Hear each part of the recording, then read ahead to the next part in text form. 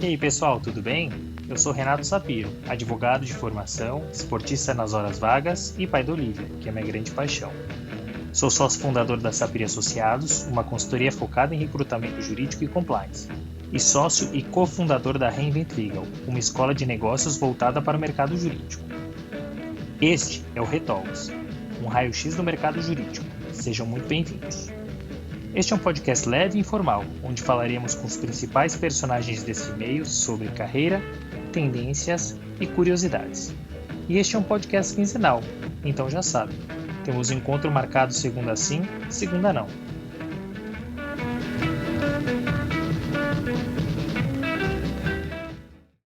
No episódio de hoje, eu conversei com a talentosa Renata Feijó, que é Head de People, Legal e Compliance na Loft. Como eu já esperava, foi um bate-papo super agradável, divertido e cheio de boas histórias. De Natal, onde cogitou a carreira pública, até São Paulo, para a Loft, onde é uma das cabeças dessa empresa de sucesso. Se ainda não a conhece, não perca esse episódio. Você ouvirá muito sobre essa incrível profissional. Mas vamos do começo. Renata se formou em Direito, fez pós-graduações e cursos em instituições internacionais. Trabalhou em órgãos públicos e escritório de advocacia até mudar para São Paulo, quando começou a trilhar um caminho cheio de desafios e sucesso. Trabalhou na Fiesp, Moi e Piguia Bolso, até chegar na Loft, uma startup que vem revolucionando o mercado imobiliário, e onde é Head de People, Legal e Compliance. Mas melhor que ouvir de mim, vamos ouvir dela. Renata, que prazer ter você aqui no Retalks. Enfim, a tua presença enobrecendo aqui o nosso podcast. É um prazer ter você conosco. Obrigado por ter aceitado o nosso convite. Oi, Renato. Oi, ouvintes do Retalks. É um prazer estar aqui com vocês. Enfim, estava ansiosa por esse papo aqui. Muito bom. Acho que tem tanta coisa bacana aqui para a gente conversar que eu já vou direto ao ponto. A sua carreira ela é dividida basicamente em duas etapas. A primeira na sua cidade natal, que é Natal, né, com passagens por órgãos públicos e escritório de advocacia. E a segunda aqui em São Paulo, com passagens por empresas. Essa trajetória ela foi planejada, Renata, e caso contrário, quais eram os seus objetivos? Legal. Bom, sim, Potiguar com muito orgulho, né? Todos os natalenses que estão aí ouvindo, fico feliz de estar aqui saindo de Natal para São Paulo. Bom, eu adoraria, Renato, te dizer que foi planejado, tá? Seria lindo se eu pudesse contar a história de uma forma linear, mas na verdade ela foi mais uma história de descobrimento e aprendizados. Quando eu estava em Natal, eu tinha acho que eu já compartilhei isso com você também, acho que vai ser legal falar aqui.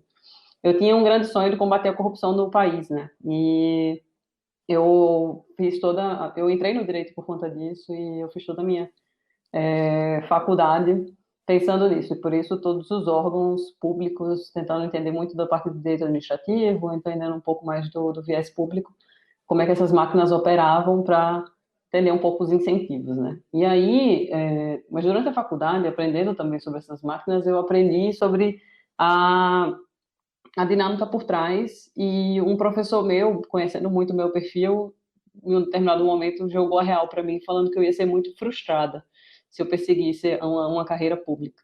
E aí, quando ele me jogou essa frase, eu fiquei pensando assim, eu quero ser frustrada? Acho que não. E aí, eu resolvi rearranjar a rota. E nesse momento, eu estava já praticamente me formando, e aí eu comecei a pensar no que eu tinha de possibilidade, né? E como o de Natal, você tem um mercado que acaba direcionando você muito para um contencioso, uma advocacia mais, enfim, voltada aos tribunais. E isso eu nunca tinha feito muito o meu perfil. E quando eu vim para cá pensando em ampliar as possibilidades, ou seja, eu não sabia o que me esperava, o que eu ia fazer, mas eu vim sabendo que uma das coisas que eu mais gosto de fazer na vida é estudar, né? Então eu vim sabendo que eu ia ter um pouco mais de conhecimento para tomar decisões mais embasadas. E é óbvio que, enfim, naquela época não estava tão bem estruturado assim, né? Mas voltando, olhando para trás, sempre faz mais sentido. Mas quando eu vim para cá foi com esse ideal, e aí aqui eu vim para fazer Direito Público na PUC, continuando ainda nesse viés mais administrativo. E quando eu cheguei em São Paulo, a verdade é que eu descobri que tinham várias possibilidades que eu não tinha nem ideia. Tá? Então, eu comecei logo a trabalhar na Fiesp, numa câmara de arbitragem, que eu nunca nem tinha ouvido falar, o que era isso, o que esses órgãos faziam e tudo mais. Então, eu tive uma descoberta muito feliz aqui em São Paulo sobre as possibilidades que você tem no mundo jurídico. Isso foi muito legal.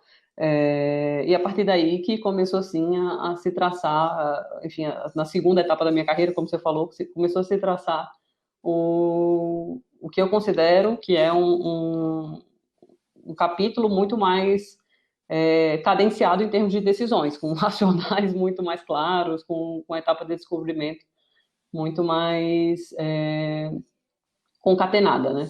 Então, acho que é um pouco isso. É muito legal você trazer isso, Renata, porque você é a nossa oitava entrevistada e a gente mantém um 100%. Ninguém planejou a carreira, as coisas foram efetivamente acontecendo.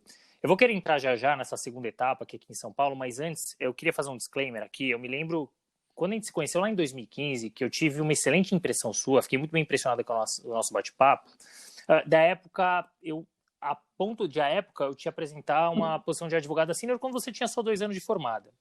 Mas o cliente, quando eu te apresentei, ele não queria nem te conhecer em razão da idade. E aí vinha a minha pergunta: o quanto que a sua idade impactou ou dificultou nas movimentações e nos desafios?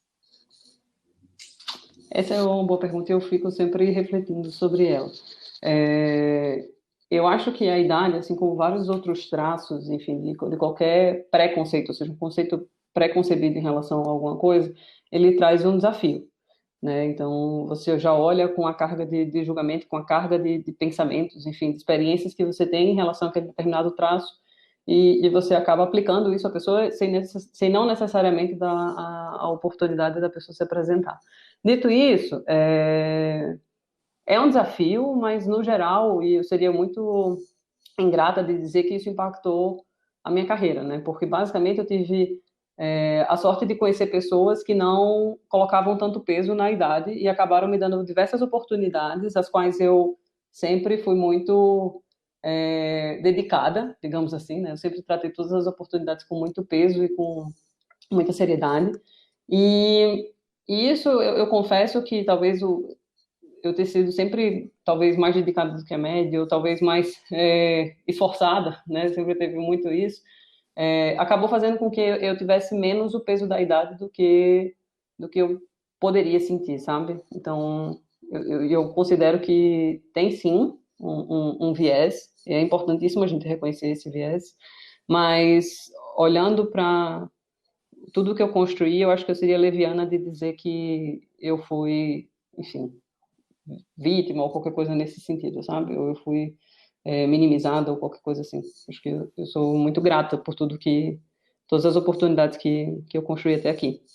É muito legal você colocar isso, Renata, porque de fato, infelizmente, existe um preconceito em relação ao mercado, não só em relação à idade, mas em relação a gênero, enfim, a gente tem um preconceito e por isso acho que hoje a gente fala tanto em empatia. A gente ainda vai enfrentar algumas dessas dificuldades aqui pela frente, a gente vai falar.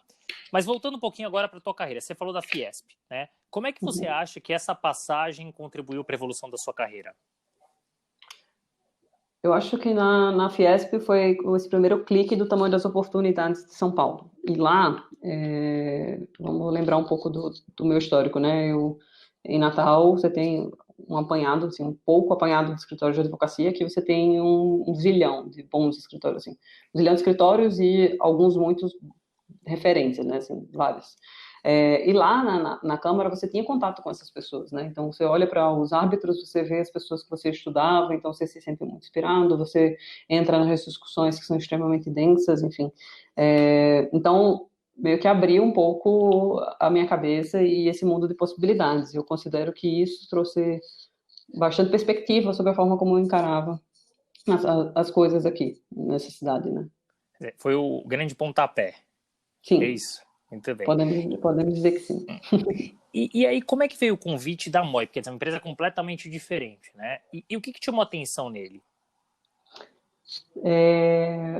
Caramba, isso é muito bom. O que me chamou a atenção no MOIP, assim, o que é o MOIP, né? É A importante, gente, exato. é, na época eu também não sabia quando eu fui conversar com eles, então eu sempre me lembro disso. Na época, enfim, a gente está falando de fim de 2014, início de 2015, alguma coisa nessa linha. Quando se falava em empresa de tecnologia, você no máximo remetia, tipo, Google, essas empresas já maiores e já estabelecidas, mas você não tinha muito essa cena de startup que a gente vê hoje aqui no país, né? Então, eu não sabia muito para que eu estava indo fazer entrevista.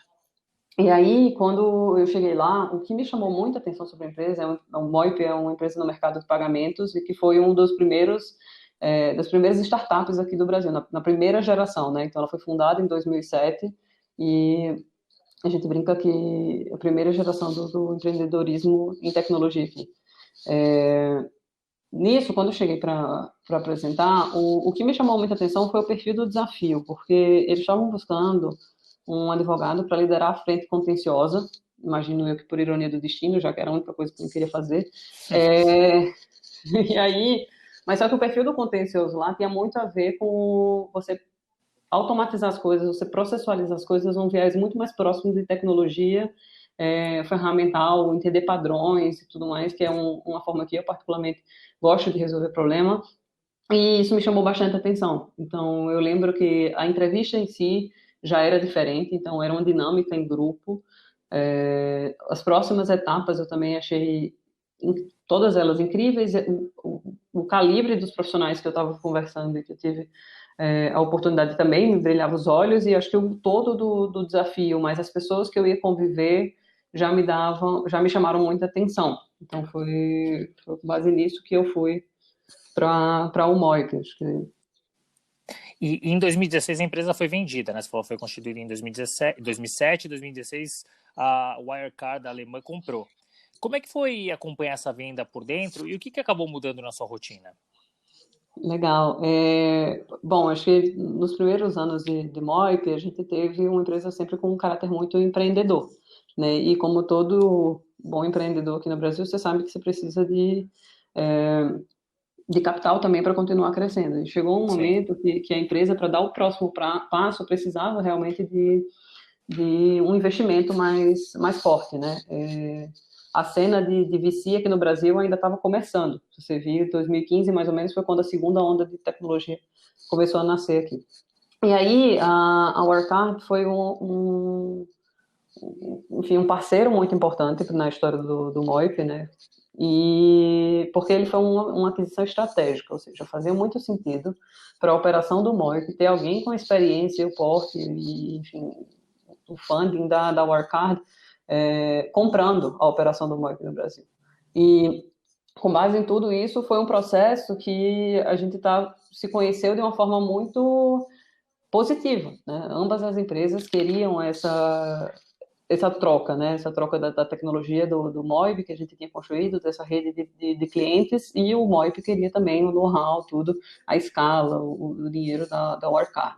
Então, acabou sendo uma construção muito sadia e que foi, do ponto de vista do Moip, foi muito interessante, porque o Moip, ele foi uma empresa que eu brinco que é uma startup raiz, ou seja, a gente não tinha muito dinheiro para muita coisa, é a verdade.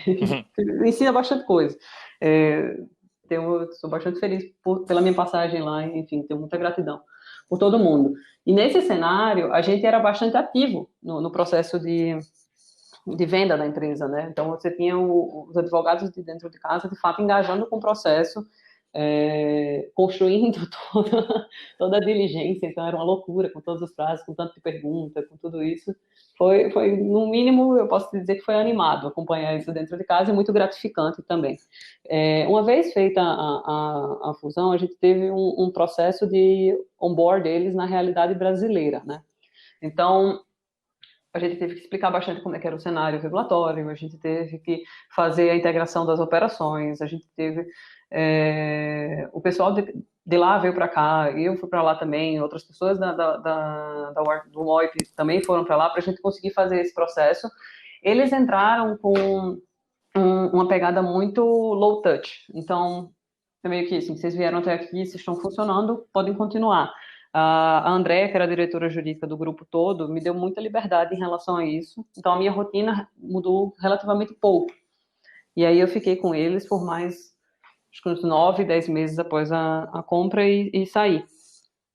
Bom, eu imagino a dificuldade para uma empresa alemã de entender o sistema jurídico brasileiro, né? Você fala do regulatório, tem o tributário, tem o trabalhista, então eu imagino o quão difícil foi isso, né? Mas em Mas eu 2017 vou te contar aqui só, assim, só um leve claro, parêntese. A Alemanha também ela é bem complexa em termos regulatórios jurídicos, então eles acabavam assimilando várias coisas de forma bem pragmática e simples. né, que bom. Então não foi o 7-1, então ficou igual. Muito bem. Aí em 2017 você migrou para o Guia Bolso, né? Então, primeiro eu queria que você explicasse para o pessoal o que é o Guia Bolso, como é que veio o convite e, de novo, qual foi a motivação para aceitar? Legal. Bom, começando pela sua primeira pergunta, o Guia Bolso, ele é uma empresa também do setor de tecnologia, voltada a ajudar, enfim, os brasileiros a melhorarem a sua vida financeira. O que isso quer dizer enquanto produto? Ajuda a gente a gerenciar como que a gente está alocando os nossos recursos, né? Então, basicamente, a gente começou fazendo isso e depois a gente apresentava algumas soluções que a gente pudesse salvar mais dinheiros. Então, se você tinha uma linha de empréstimo, a gente oferecia uma opção um pouco mais competitiva e muito melhor para o seu bolso, a mesma coisa em relação ao investimento e assim sucessivamente. Esse é um overview do que era a missão do Guia Bolso. Como que eu fui para lá? Bom, eu fui para lá porque o CFO do Moip, né, tinha migrado para lá. Ele tinha começado a estruturação do departamento jurídico e aí, em um determinado momento, ele entendeu que precisava também montar outras partes, em termos de relacionamento com o Banco Central, eventualmente a parte de compliance, e aí ele entrou em contato comigo, e aí eu comecei a entender um pouco mais do perfil do desafio e fui para lá. Muito bem. Falando até em desafio, né? Qual foi um projeto que você realizou lá no Guia Bolso que mais te orgulha, que mais te trouxe obstáculos, desafios, enfim? Nossa, tem alguns. Acho que tem bastante coisa legal que a gente fez lá no Guia Bolso. Um dos que eu fico mais feliz de ter feito parte, a gente teve bastante coisa em relação à regulação com o Banco Central, né? Então, a regulação de crédito, a gente atuou bastante, a regulação de Open Banking, tem bastante coisa legal, mas um dos que eu acho que ajudou muito o Guia Bolso a cumprir a sua missão foi uma missão que a gente chamou de, a gente fez para alertar os usuários sobre as tarifas que eles estavam pagando nos pacotes que eles tinham contratado no banco. E essa foi uma ação que a gente precisou envolver diversos players, tanto o Banco Central quanto os players de consumidor. Isso foi muito interessante porque a gente, de fato, construiu uma proposta de valor dentro de uma ação de policy que a gente conseguia demonstrar com dados da sua conta o quanto você estava conseguindo pagar a mais. E, obviamente, tudo isso com um spec jurídico bem alinhado com todo mundo, né? Então, isso foi provavelmente por ajudar a empresa a cumprir um pouco mais seu propósito, uma das ações que eu tenho mais orgulho de lá. Enfim, mas tem bastante coisa legal. Não, muito bacana. A gente vai falar de mais uma coisa bacana agora. Você falou um pouquinho da tua experiência no Moip, de estar dentro de uma empresa que foi vendida, né? No Guia Bolso, você também teve a chance de participar de uma rodada de investimento do fundo sueco Vostok, que investiu 125 milhões de reais na empresa. E aí eu queria saber também como é que foi esse desafio de acompanhar esse investimento por dentro da empresa e o que acabou mudando na sua rotina. Legal. O investimento da Vostok, ele foi um investimento muito celebrado por nós, né? A gente já estava com algumas entregas enquanto empresa e a gente precisava mudar de patamar. A gente tinha, enquanto Guia Bolsa, a gente lançou a nossa plataforma de gerenciamento financeiro e a gente também lançou uma plataforma de crédito online. A gente estava começando a ganhar atração nessa segunda plataforma e a gente tinha bastante coisa para executar. Acompanhar uma diligência de VC é relativamente mais simples do que acompanhar uma diligência de venda, como a gente falou, né? Então, o processo era muito mais a gente demonstrar a solidez de todos os passos que a gente tinha feito até então e para onde a gente ia. Eu acho que quando você tem a oportunidade de estar tão perto do negócio, entendendo todos os números, entendendo toda a razão por trás da tese, enfim, da empresa que a gente está construindo, isso torna o processo muito legal, porque você consegue entender, construir e participar.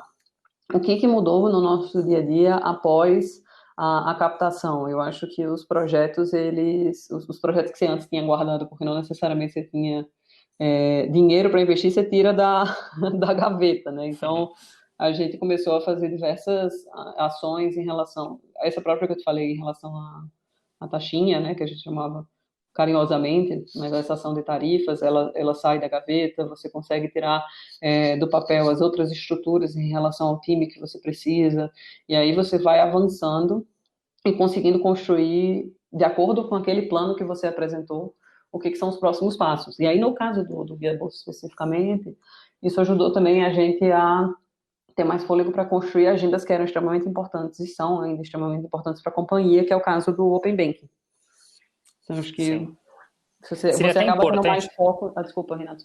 Eu acho que a mudança é que o dinheiro você consegue ampliar o seu horizonte de ação, né? Então, você consegue olhar mais para um médio e longo prazo.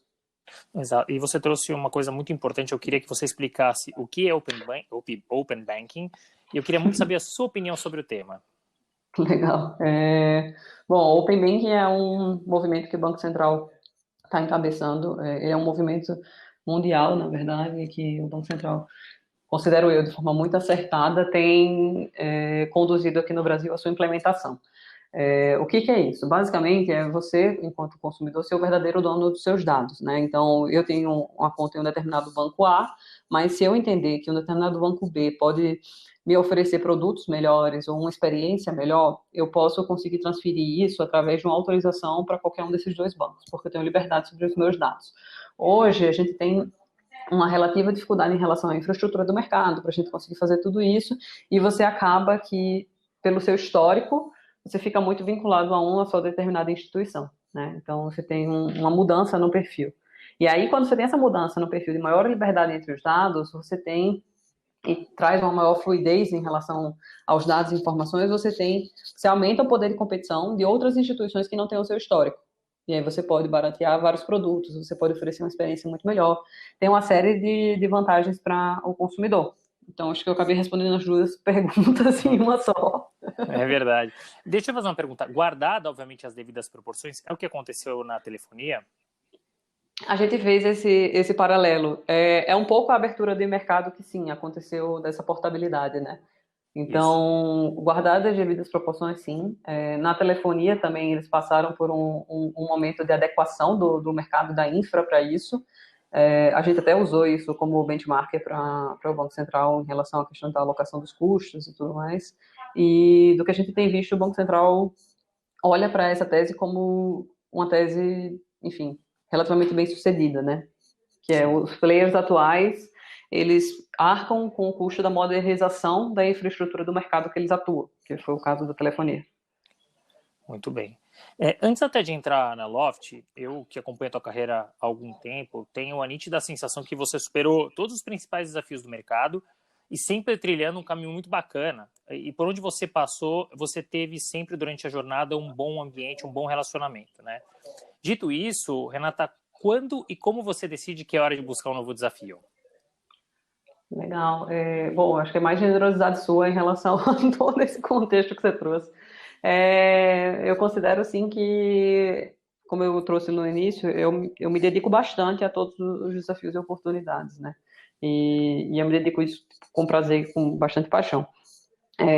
Eu também gosto bastante das pessoas que eu trabalho e toda essa troca. Normalmente, quando eu decido que faz sentido mudar de desafio, é muito porque parou de fazer sentido para o meu perfil. E aí, ao longo desses anos, eu acho até que a gente já conversou sobre isso, É verdade. eu tenho muita clareza que eu tenho um perfil construtor, um perfil empreendedor, né? Então, eu gosto de construir coisas do zero, eu gosto de ter mais o desafio enfim, da escala, de você tirar algo do papel e, de fato, construir isso. E aí, quando você está na próxima fase, eu considero que tem pessoas muito melhores do que eu para fazer isso. Então, eu acho que o fato de eu me conhecer bem em relação ao tipo de desafio que me mantém engajado faz com que essa conversa, quando esse desafio parar de fazer sentido, seja muito mais simples e tranquila. E como normalmente até agora eu trabalhei muito com vários empreendedores, fica fácil para eles entenderem também, porque eles conseguem conectar com de onde vem a energia. Né? É verdade. Eu me lembro que pouco antes de você entrar na Loft, a gente teve um papo super bacana e você contou justamente sobre qual seria esse novo desafio que você estava buscando, né? E eu justamente quero saber se você encontrou os desafios que você esperava e queria que você contasse um pouquinho sobre eles. Legal. Eu escrevi até um texto sobre isso também. Quando eu vim para Loft, eu tinha muito claro quais eram os 3 pilares que eu precisava preencher para fazer meu próximo passo de carreira, né? Na verdade eu nem tinha pressa, então eu nem queria ter encontrado a Loft tão rápido. É verdade, foi rápido da nossa conversa, foi rápido, me surpreendi, porque quando eu saí da conversa, Renata, falei, meu Deus, o que será que vai ser esse próximo desafio? Aí quando você me ligou que estava na Loft, foi rápido, fiquei muito contente. É exatamente isso. Então, quando eu estava, enfim, repensando qual era o perfil do desafio, eu estava até tipo, com tempo, vou ficar um tempo estudando, está tudo bem. Eu não imaginava que ia ser tão rápido. E aí, eu tinha basicamente separado em 3 principais blocos, né? Um bloco de pessoas, então eu precisava que fosse um time de seres humanos incríveis e que estivessem alinhados para construir uma coisa que eu acreditasse, que a gente tivesse crenças compartilhadas. Eu acho que tem um outro bloco que são os sonhos, então qual que é o tamanho dessa ambição positiva, o que você quer perseguir, o que você quer criar, qual que é o impacto que você quer gerar. E o outro era o próprio desafio que ia competir a mim, né? Então não adiantava eu ter um time de pessoas e um sonho muito grande se eu não achasse desafiador ou se não fizesse sentido para a minha carreira também o desafio. E aí quando eu olhei para esses 3 pilares, eu olhei para a Loft, eu fui dando check em cada uma dessas caixinhas, né? Então as pessoas, cada conversa que eu tinha, eu ia me surpreendendo com, enfim, as histórias, e aí não só histórias profissionais, tá? O que cada um trazia como crença pessoal, o que queria trazer para cá, o que considerava bacana. Eu tenho esse olhar mais holístico, né? Então, isso também foi me trazendo para cá.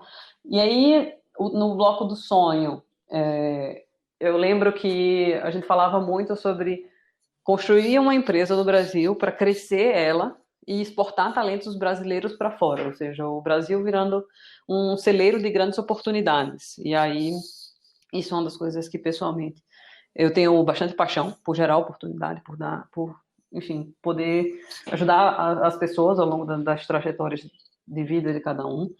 E em termos de desafio, tem a questão de que a gente está num mercado que ele prioritariamente é jurídico, né? Ele é um mercado que se apoia muito nas estruturas jurídicas e a gente precisava operacionalizar essa experiência, ou seja, eu preciso conseguir fazer isso em escala. Então, é muito parecido quase com o mesmo estilo de resolver problema que eu relatei no primeiro caso, da MOIP. E aí, quando eu juntei tudo isso, me pareceu muito claro que eu já tinha vindo para a Loft, mesmo antes de me dar conta. Já foi entrando sem saber, né? Exatamente. Agora, eu não sei quem chegou primeiro, né? Se a Loft chegou em mim primeiro ou eu, assim, em termos de quem que conquistou quem primeiro. Foi um namoro mútuo. Exato. Que virou casamento. Até falando Sim. um pouco sobre a Loft, a empresa esse ano se tornou a 11ª unicórnio brasileiro, que é uma empresa avaliada em US$1 bilhão. E ela foi mais rápida dentre as 11 a atingir esse patamar. E aí minha pergunta para você é, onde que vocês querem chegar e até onde o jurídico é importante nesses objetivos? Legal. Acho que um dos pilares que eu falei foi muito sobre esse sonho, né? Qual que é o sonho da Loft? A gente está num mercado que pode acompanhar a vida das pessoas em todas as fases dela, né? Então, você sempre vai precisar morar.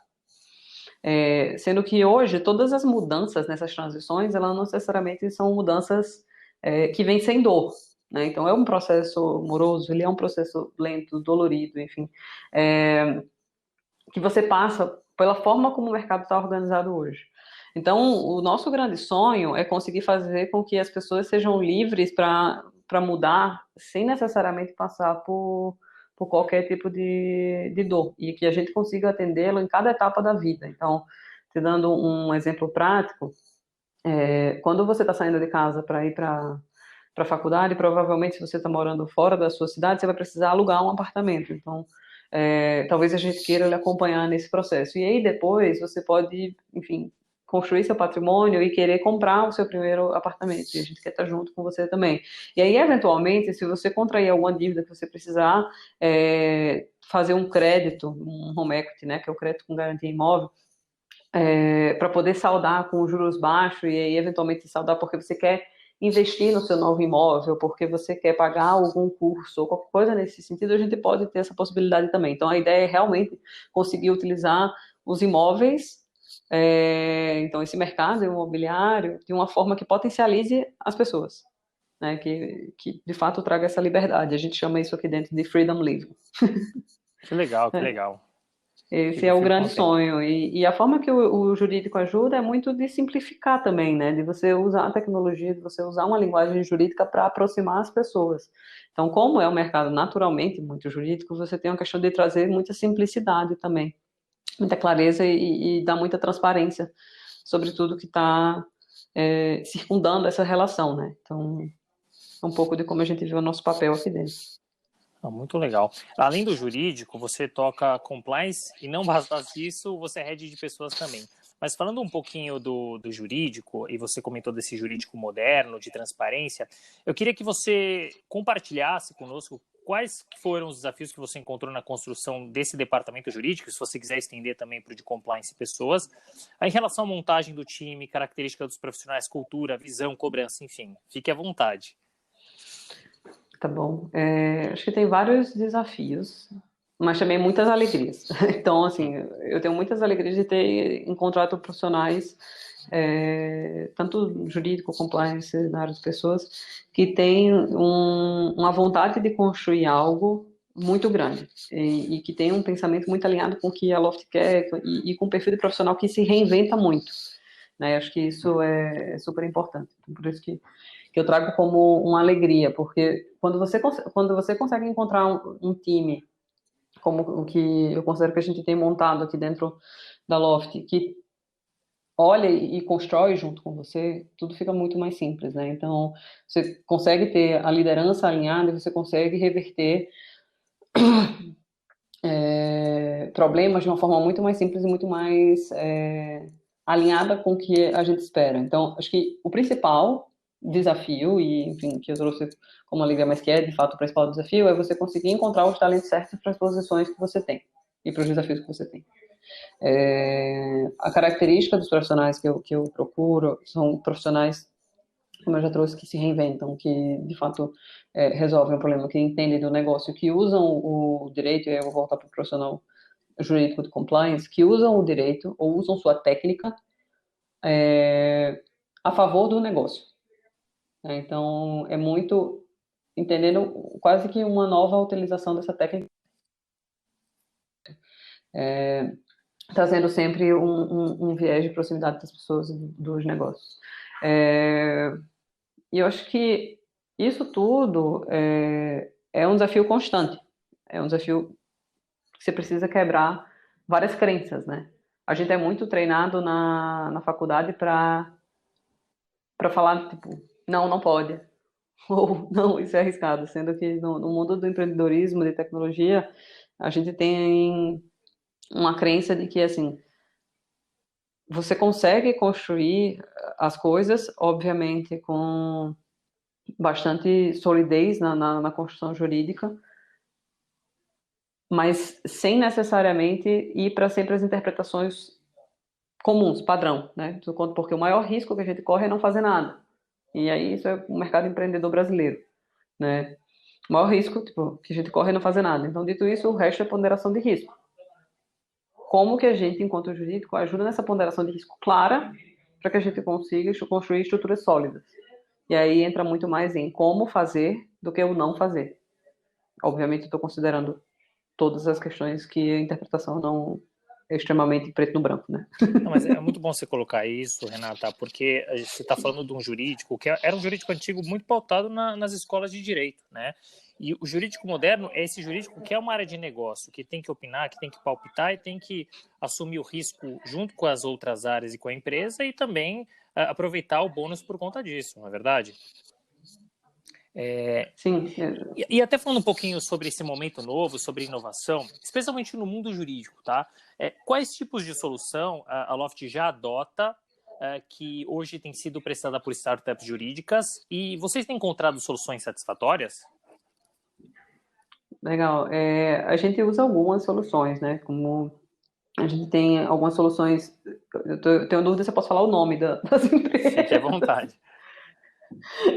A gente usa algumas soluções para contratos, então hoje a gente tem um volume muito grande de contrato de compra e venda, e a gente tem usado a solução do Lint, que é uma parceira que, além de fazer o contrato, você consegue acompanhar o workflow, enfim, pedir assinatura e tudo mais, e acaba potencializando a gente nisso também. Não, tem uma outra frente que a gente usa também, que é a Docket, que é para coletar todas as informações, todas as certidões, todos os dados que a gente precisa para fazer a nossa diligência. E a gente também tem, enfim, visto eles como bons parceiros ao longo da nossa trajetória. E aí a gente tem estudado outras soluções para os contratos internos também, para a parte societária e tudo mais, mas ainda sem nenhuma grande solução que a gente já adotou. E ainda sobre esse tema, Renata, os escritórios de advocacia, eles acompanham essa evolução? E mais, o que não pode faltar no advogado, na banca de advocacia, que você procura para ajudar na Loft e mesmo nas empresas pelas quais você passou? Legal. Eu vejo que existem alguns escritórios que estão sim acompanhando toda essa onda de modernização e tudo. Tem alguns escritórios, inclusive, que têm lançado várias propostas de automação dos departamentos jurídicos, que eu acho extremamente legal. Você traz tecnologia com o know-how do escritório que consegue agregar em volume também, né? Então, consegue aprender muito mais rápido. E eu acho que é muito bacana de ver esse movimento, né, dessa modernização. Acho que tem vários escritórios também atuando muito numa linha de visual law, enfim, de design law, pensando muito, colocando o cliente no centro, o que eu particularmente gosto bastante, entregando soluções que agregam para o cliente final, que é o cliente deles. Então, isso é super, super bacana. O que eu acho que não pode faltar no advogado acho que tem um ponto de confiança, né? Eu preciso confiar na habilidade técnica daquele profissional. Eu também acho extremamente importante que esse profissional consiga entender de fato do meu negócio para construir junto comigo, e não necessariamente ficar distante, com uma pegada muito mais low touch, ou muito mais de prateleira. Então, eu preciso que ele entenda das nuances do meu negócio para construir junto comigo. E eu acho que tem uma questão de comunicação, né? Então, é quase que uma responsividade. Em startups, eu imagino que todas as empresas são assim, mas especialmente em startups você tem um nível de construção e de possibilidades ainda muito alto. Então, você precisa, de fato, poder passar a mão no telefone e conseguir conversar com o advogado para tirar uma dúvida rápida, por exemplo. Então, acho que são 3 pontos que eu olho bastante nos nossos parceiros aqui. É muito interessante você colocar esses pontos, porque é literalmente uma parceria, um parceiro de negócios. No nosso terceiro episódio, a gente entrevistou o Ricardo Dalmaso, que hoje voltou para o Facebook, e um dos pontos que ele trouxe foi a comunicação. À época, há 5 anos atrás, sobre a ideia de conversar ou de criar grupos no WhatsApp. E muitos escritórios refutaram aquilo de primeira, né? Ah, não, vamos formalizar por e-mail, ou não, vamos marcar um call, né? E esse mercado, Uhum. principalmente, Renata, de tecnologia, é muito dinâmico, não dá tempo, né? Então tem que ser exatamente como você falou, tem que ter confiança, tem que passar a mão no telefone, tem que estar disponível. Acho que disponibilidade também é Uhum. um ponto muito importante, né? E vocês lançaram recentemente um produto que é o Loft Market, né, que é a intermediação da compra de imóveis através do site da empresa. Nesse produto, vocês ofertam uma assessoria imobiliária para o comprador. Qual que é o papel do jurídico da Loft nesse produto? Legal. Eu acho que o papel do Gito e da Loft nesse produto é basicamente fornecer tecnologia em uma plataforma que viabiliza a obtenção de alguns documentos de forma online e fácil, né? Então, eu falei de um dos parceiros que a gente usa, a gente consegue fazer essa conexão através de um software que a gente desenvolve internamente. E aí a gente, ao fazer essa conexão do cliente com o corretor, com essa plataforma, até eventualmente com advogados, a gente consegue resolver muitas dores em um só lugar. Então, a gente basicamente traz a organização e o tratamento desses documentos nessa plataforma que a gente chama internamente enfim, tem vários nomes, um deles chama Arena. E aí, basicamente, aqui você tem clientes, você tem advogados, você tem cartórios, você tem despachantes, todos plugados e resolvendo seus problemas ali nessa plataforma. Então, acaba que é uma solução de tecnologia para potencializar todas essas partes, né? Então, você consegue fazer com que, por exemplo, o advogado consiga ter acesso às informações do cliente dele através dessa plataforma e ele foca só no serviço jurídico. Ele não precisa correr atrás das certidões, do despachante. Ele consegue fazer toda a comunicação através dessa plataforma. Obrigado, mundo moderno, né? Para quem trabalha com mobiliário, muito bom. Sim. E Renata, tem um ponto que eu queria conversar com você, porque eu sei que você é bastante ativa no assunto, que é a diversidade, né? A gente falou um pouquinho sobre o preconceito por ser uma profissional jovem, mas eu gostaria de saber se, por ser mulher, você se deparou com mais obstáculos do que o usual, e se sim, como é que você lidou com a situação? Legal. Eu considero que eu comecei a aprender toda essa questão de feminismo e tudo mais aqui em São Paulo, tá? Porque em Natal, para mim, isso era uma não questão. E não é que lá não tem machismo, não. É que simplesmente, até então, profissionalmente, os desafios eram muito, enfim, ainda em pé de igualdade muito parecida, né? E aí, quando eu vim para cá, que eu comecei a descobrir, e como todo mundo, eu estou nessa jornada, né? E eu descubro cada dia uma coisa nova. Acho que você falar sobre diversidade é isso, é você estar disposto a aprender e, e reconhecer sempre esse potencial de melhoria. Nesse sentido, o que eu acho? Eu acho que em alguns momentos, sim, já teve diversos vieses, então já tiveram diversos fóruns que eu era a única mulher, em que você tinha homens citando todos os outros homens e não necessariamente me citando, assim, pulava o nome da pessoa mesmo. É óbvio que você não se sente incluída nessas situações, né? Mas dito isso, eu sinto que, de novo, profissionalmente, eu sempre tive muita confiança e o respeito de quem trabalhava comigo. Então, no meu dia a dia, isso não necessariamente virava um impacto. E sempre que eu sentia algum potencial viés das pessoas que trabalhavam comigo, isso eu faço até hoje, tá? E provavelmente vou fazer pro resto da vida, assim como todas as pessoas vão fazer comigo também. Eu sempre conversava de forma aberta, perguntando de onde a pessoa vinha com essa determinada situação, com essa determinada preocupação.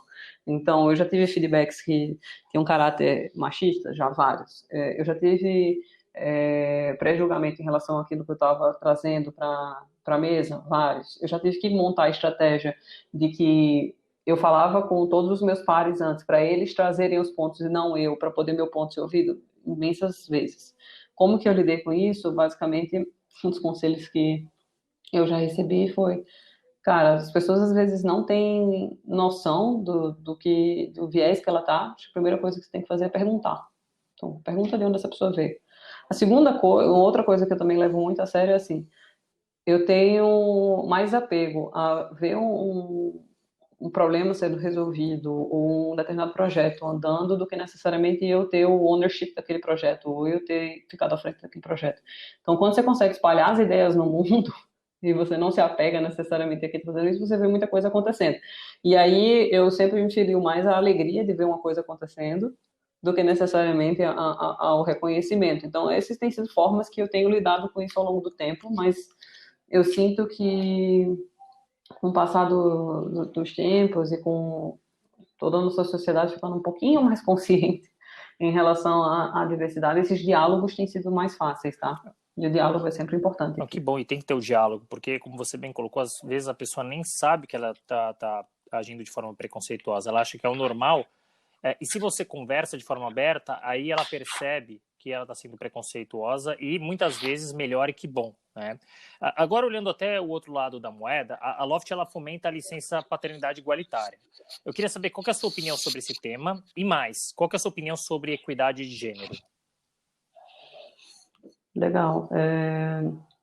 Bom, esse termo aqui dentro da Loft, eu fui uma das pessoas que liderou, né? A primeira vez que eu ouvi esse tema, para mim pareceu óbvio. Não, também considero que foi um aprendizado, tá? Duas pessoas do time de People trouxeram esse tema. Eu confesso que teve uma primeira reação de tipo assim, como assim? Como é que isso fica? Como é que a gente monta essa estrutura toda e tudo mais? E depois a gente engajou em vários estudos, em vários benchmarks para poder, de fato, estruturar um programa que fizesse bastante sentido para o momento da Loft, para os Lofters e para a nossa própria sociedade, né? A gente considera sempre como Loft um impacto no nosso entorno. E aí, Nesse cenário, a minha opinião é super positiva em relação ao tema. Eu fico muito feliz que a gente pôde dar esse passo enquanto empresa.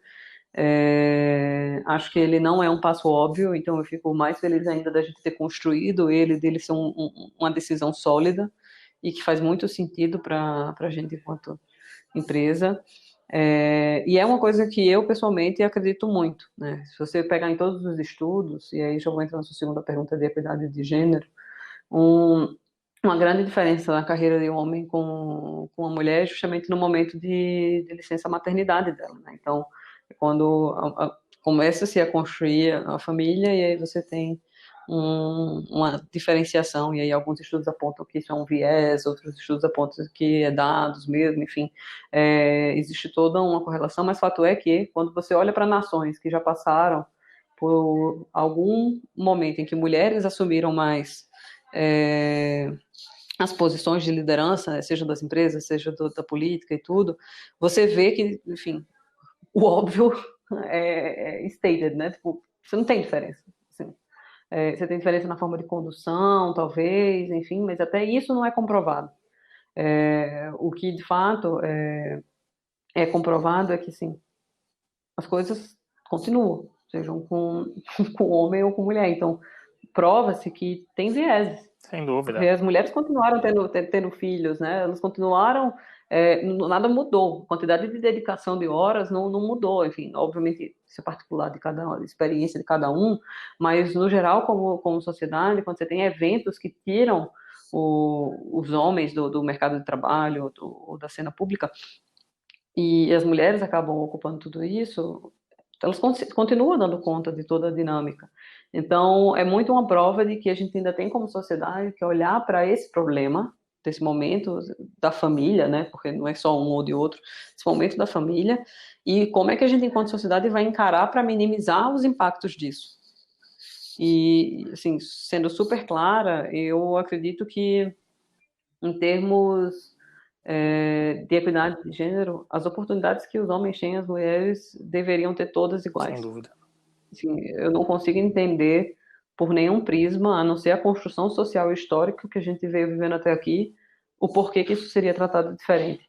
E aí eu não estou desconsiderando nada da biologia, não. Tipo, é só que, assim, é, o resultado final as oportunidades deveriam ser exatamente iguais. A gente deveria conseguir, e aí de novo, é quase que utopia, avaliar o impacto de ambos da mesma forma. E para isso a gente precisa se conscientizar do porquê que a gente não está avaliando. Por que a gente não está fazendo isso? Para começar a tentar, enquanto sociedade, evoluir. Porque no limite, é até uma questão matemática. Se eu estou sempre olhando para uma única parcela da população, eu já estou perdendo. Eu concordo. Para mim, Renata, é muito simples. Somos seres humanos. Se é mulher, se é homem, se é branco, preto, amarelo, azul, não importa. Acho que todos têm que ter a mesma chance. Você falou das questões biológicas, é fato, mas para mim só tem uma resposta o porquê acontece dessa forma. Sociedade como ela foi construída, infelizmente. E a gente tem que batalhar, e a forma como vocês estão fazendo na Loft é uma dessas batalhas, e eu fico muito contente com essas atividades que vocês têm realizado. Para fechar, infelizmente a gente está chegando no final. Como sempre, Renato, o bate-papo com você é super bacana, nem vejo o tempo passar. Mas eu queria que você desse algum conselho ou conselhos para os profissionais do nosso mercado, independente de senioridade, né? O que você aprendeu ao longo dessa jornada e que você gostaria de compartilhar com eles? Tá, eu vou falar muito mais do viés de aprendizado do que necessariamente do viés de conselho, porque senão eu fico me sentindo, é, enfim, talvez alguns anos de experiência para frente que ainda não me cabem. Mas em termos de aprendizado, eu acho que tem vários, mas o que eu gosto bastante de destacar são basicamente dois. Um tem a ver com oportunidade, esforço, e a gente nunca minimizar isso, tá? Nunca, nunca, nunca minimizar o sucesso da outra pessoa ou uma conquista de uma outra pessoa achando que teve sorte ou que teve qualquer coisa nesse sentido. Provavelmente essa pessoa só não sabe comunicar toda a trajetória do quanto ela se dedicou, de todas as coisas que ela passou para chegar até ali. Obviamente, de novo, guardando todas as proporções, mas eu não... Eu sempre considero muito o esforço como a oportunidade seguida do esforço, da dedicação e do estudo como algo que é extremamente importante. Eu acho que tem um segundo ponto, que é você estar apto a desaprender tudo aquilo que você aprendeu. E isso, para mim, que é tipo, desconstruir para construir em cima, é uma das habilidades profissionais que cada vez mais vai ser exigido da gente, né? Acho que tudo aquilo, a gente vê uma construção de mundo até aqui, que provavelmente a gente vai viver por mais alguns anos com elas, mas se a gente olha para o futuro, a gente não sabe que se necessariamente a nossa profissão vai ser igual, a gente não sabe quais são os skills que vão ser requisitados, a gente não sabe muita coisa. A quantidade de coisas que eu não sei são muito maiores do que as coisas que eu sei hoje. Então, o apego às coisas que a gente sabe hoje parece overrated, né? Tipo, parece já tá bem mais superestimado do que o que é. Então, na verdade, o que eu me apego é muito a ao ouvir, ao desconstruir, ao reinventar, construir em cima, sabe? E eu fiz isso algumas vezes até aqui, certamente vou fazer mais algumas, muitas vezes, até a aposentadoria ou talvez depois. Ótimos conselhos, Renata. Muito obrigado. Olha, foi um enorme prazer. Valeu a pena cada dia, esperar cada dia, porque foi muito legal. Você trouxe coisas muito interessantes. E muito obrigado mais uma vez por ter aceitado o nosso convite.